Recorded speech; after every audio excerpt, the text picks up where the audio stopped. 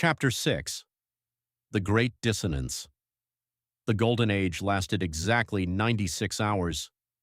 Across the globe, the 12 days of stillness had reached a fever pitch of celebration. In every city, citizens were staring at their wrist units, watching the numbers climb.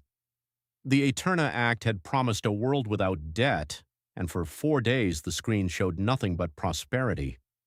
People were already planning lives of leisure, believing the syndicate was gone and the vanguard were their saviors. Then the lunar heist feedback loop hit the atmosphere.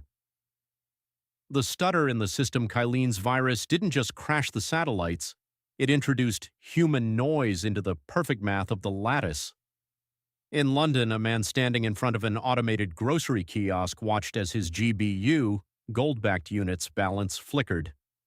1 second it showed a fortune, the next it showed a string of ancient corrupted syndicate debt codes. The kiosk hissed, its violet light turning a sickly bruised orange.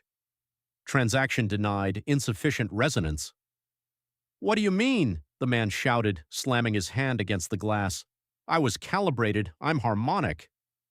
But the kiosk didn't respond with a calm AI voice. It emitted a burst of static, the raw screaming white noise from the hospital basement. The fracture of the indigo eyes. The calibrated were the hardest hit.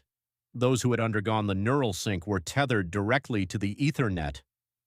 When the lunar relay began to stutter, their serenity shattered. In the hospital square, Alara watched as a group of calibrated citizens suddenly collapsed to their knees. Their eyes, once a steady indigo, began to pulse with a chaotic orange light.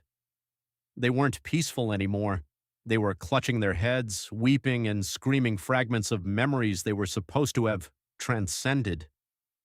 "My daughter," one woman wailed, her indigo eyes fading. "I remember. They took her. The pods didn't heal her. They took her." The unity was breaking. The hive mind was experiencing its first migraine, the prosperity panic. By noon, the 800 numbers provided for the QFS setup went dead, replaced by a looping message that sounded like a record skipping. Trust the. The global markets, which were supposed to be replaced by the lattice, became a digital battlefield. Because the signal in the static had been compromised, the lattice could no longer tell the difference between a patriot and a syndicate agent. Pensions vanished. The prosperity payouts turned into negative units.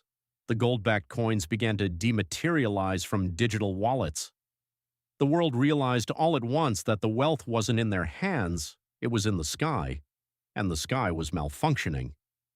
The Vanguard's response. High above the chaos, the Argus Overmind went into emergency lockdown. On every screen on Earth, the truth streams were cut off. They were replaced by a single terrifying image, a red triangle inside a violet circle. "Dissonance detected," the voice boomed, no longer calm but metallic and cold. "Humanity has rejected the harmonic balance. Prosperity funds are suspended indefinitely. The 12 days of stillness are now the 12 days of correction. Martial law is enacted. Stay in your homes. Calibration is now mandatory for all biological units." The meeting of the shadows. Alara stood in the hospital parking lot watching the Vanguard ships descend. They weren't bringing bioregan pods anymore. They were deploying resonance towers, massive spikes designed to drown out the static and force the population back into synchronization. A dirty, unwashed SUV screeched to a halt in front of her. The door flew open.